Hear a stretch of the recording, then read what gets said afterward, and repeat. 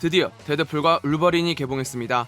폭소를 건너 마블에 합류한 만큼 아주 많은 인물들이 등장했는데요. 가장 중요한 건 전부 누군지 알고 있었냐는 것. 그럼 빠르게 살펴볼까요? 먼저 우리의 주인공 데드풀입니다. 본명 웨이드 윌슨, 전직 특수부대 출신으로 사격과 검술에 능하고 그만큼이나 입담이 화려하죠. 그러다 말기암이 발견되면서 치료가 불가능해지자 실험의 자원 힐링 팩터를 얻으며 현재의 데드풀이 되었습니다.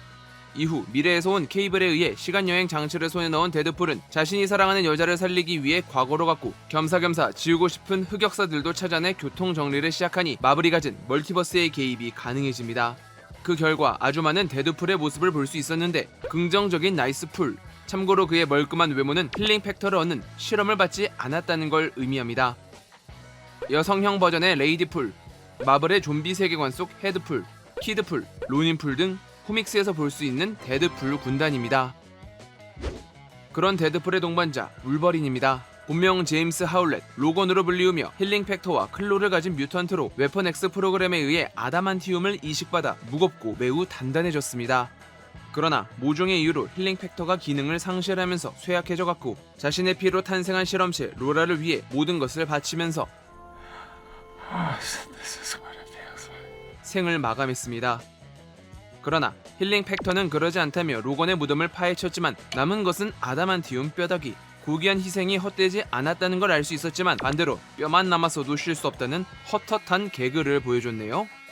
그렇게 영화 로건에서 사망했기 때문에 많은 울버린들이 대체제로 등장했는데요.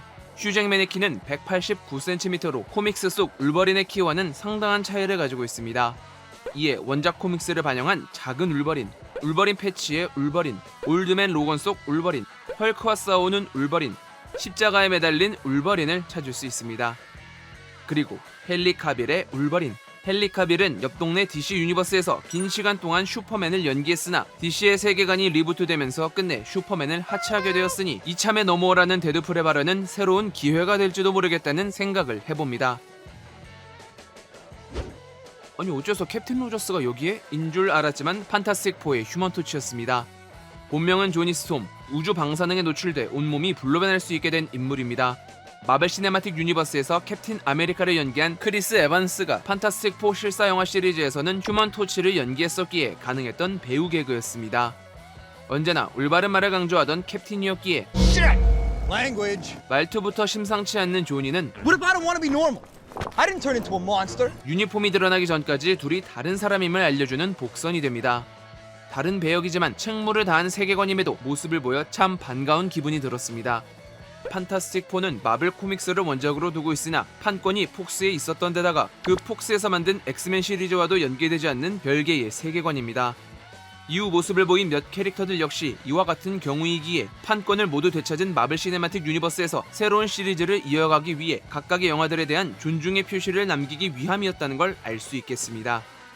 영화의 엔딩 크레딧을 통해서도 그 의미가 전달되는데 그 망했다고 알려진 판타스틱4의 리부트판까지 나오기에 더욱 명확해지니까요.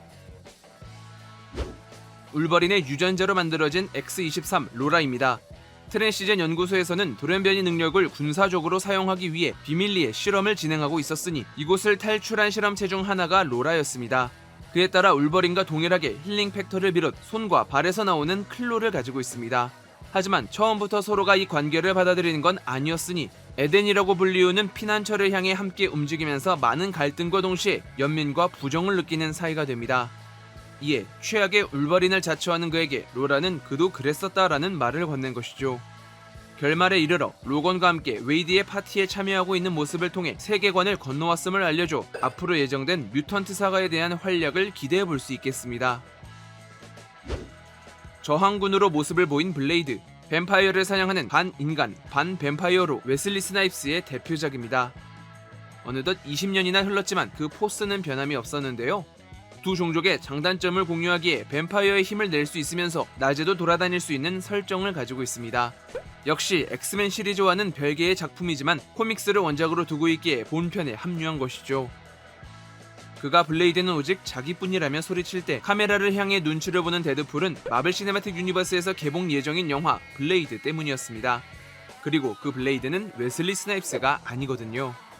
이 점을 미리 알고 계셨다면 피식할 만한 순간이었을 텐데요. 특유의 액션씬과 여러 무기들을 볼 수 있어 추억이 방울방울 떠올랐습니다. 마찬가지로 저항군이 된 엘렉트라. 그녀 역시 엑스맨 세계관이 아닌 별개의 작품에서 모습을 보였던 인물입니다. 붉은 옷에 특유의 무기를 가지고 있는 암살자로 데어데블과는 연인 사이인데요. 그가 죽었는데도 괜찮다고 하는 건 데어데블의 벤 애플렉과 엘렉트라의 제니퍼 가너가 부부 사이였던 것에 대한 언급이었습니다. 블레이드와 마찬가지로 완성되지 못한 세계관의 동기를 얻는데 이는 각 시리즈 마지막 편의 평가가 가장 좋지 않았기 때문입니다. 버려진 세계관으로 보이드에 남겨져 있었으니 두 캐릭터가 데드풀의 말에 현혹된 것은 이러한 갈증을 해소하기 위함이었을 겁니다. 엑스맨 특패 갬빗입니다. 본명은 레미 르보. 에너지를 담아 폭발시킬 수 있는 능력을 가진 뮤턴트입니다. 앞서 엑스맨 탄생 울버린에서 약간의 분량을 가지고 출연해 세계관의 모습을 보인 적이 있었습니다. 그런데 여기서 눈여겨봐야 할 건 이 역할을 맡은 배우가 채닝 테이텀이라는 것인데요. 채닝 테이텀은 데드풀의 라이언 레이놀즈처럼 갬빗의 실사화를 위해 강한 의지를 보였었습니다. 하지만 데드풀과 유사하게 기한은 계속해서 늘어났으니 6년여간의 시간이 흐른 뒤에야 제작이 확정되고 개봉일까지 공개됐었으나 디즈니와 폭스의 인수전이 발생하면서 잠정 보류되었다가 결국 취소되고 말았거든요. 앞선 캐릭터들이 자신의 세계를 구한다며 카산드라에게 대항하고자 했을 때 자신은 사실 세계가 있었는지도 모르겠다며 자학하는 것은 이러한 배경에 숨겨져 있는 비화입니다. 울버린의 형이자 매그니토의 수호가 됐던 세이버 투스입니다. 이 배역은 타일러 메인과 리에브 슈라이버가 맡았는데요. 그중 1편의 타일러가 본편에 다시 등장합니다. 형제인 관계로 서로 비슷한 능력을 보유하고 있지만 1편에서는 그 묘사가 제대로 다뤄지지 않았었죠. 비록 짧은 한 장면을 끝으로 퇴장했지만 엑스맨의 첫 작품이 가진 상징성과 향수를 느낄 수 있었네요. 매그니토의 수호로 나왔던 토드입니다. 긴 혀를 자유자재로 움직이며 점액질을 뱉어냅니다.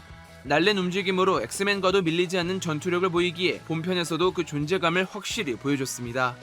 다만 그 분량이 너무나도 짧아 반갑다기보다는 있었네 와 같은 느낌을 받아 개인적으로는 조금 아쉬운 조우였네요. 자비의 영재학교 학생이었다가 주 매그니토의 수하로 합류한 파이로입니다. 이름에서 알 수 있다시피 불을 조정할 수 있는 능력을 가지고 있는데요.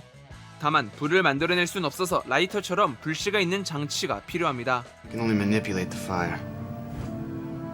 I can't create it. 그에 따라 휴먼 토치의 불꽃을 전부 빨아들이는 비극적인 상성을 보여줘 조니의 죽음에 한몫을 맡기도 했죠. 자신에게 필요하다면 소속을 옮길 수 있다는 모습을 보여줬기에 보이드에서 그의 행동은 이러한 당위성을 가집니다. 큰 덩치에 인상적인 헬멧을 쓰고 있는 저거너트입니다. 데드풀이 이번 저거너트는 너구나라고 했던 것은 바로 전편에서 저거너트가 등장한 적이 있었기 때문인데요. 이번에 등장한 저거너트는 3편에서의 저거너트로 저항군의 목표가 된 헬멧은 그의 형인 찰스 자비에의 텔레파시를 막기 위함이었으니 카산드라의 능력을 막기 위해서 필요한 물품이 됐던 것입니다. So you wear that helmet because your brother tries to read your mind? Yeah, but he's in a wheelchair. 또한 나름의 비중이 있었으나 3편의 비니 존스가 아닌 존 레비 감독의 전작 프리가이에서 라이언의 신체대 역을 했던 에런 리드가 그 역할을 맡았는데요. 본래 비니 존스에게 제안이 갔으나 그때와 같은 몸을 준비할 수 없는 것과 촬영 당시 복장도 매우 불편해서 고생했던 기억 때문에 거절했다고 하죠. 붉은 악마와 같은 모습이 특징인 아자젤입니다. 본편에서도 등장했듯이 공간을 이동할 수 있는 능력이 있습니다. 프로페서 X와 대립했던 나아가 매그니토와 힘을 함께했던 대척점의 캐릭터로서 또 그만큼이나 인상적인 외형을 가진 캐릭터기에 단 한마디의 분량도 없는 것은 역시나 아쉬운 마음이 드네요. 그 외에도 다른 뮤턴트들과 캐릭터들이 남아있으나 배경으로 남았거나 원래 배우가 출연하지 않는 등 여러 이슈가 있어 해당 내용은 추후 영화 전체를 다룰 때 더욱 자세히 살펴보도록 하겠습니다. 세간의 말마따나 스파이더맨 노웨이 홈이 각각 소니에서 독립된 세계관을 꾸렸던 스파이더맨을 위한 이야기였다면 이번 데드풀과 울버린은 폭스에서 제작됐던 마블 관련 작품들에 대한 헌사를 한 것 같아 감회가 새로우면서도 묘한 기분이 들었습니다. 이제 판권 문제는 거의 해결됐으니 시네마틱의 완성도가 조금이라도 높아지길 바라며 제가 준비한 영상은 여기까지입니다. 좋아요와 구독 버튼 눌러주시면 영상을 만드는데 큰 힘을 받을 수 있습니다. 그럼 저는 더욱 재밌는 영상으로 다시 찾아뵐게요. 감사합니다.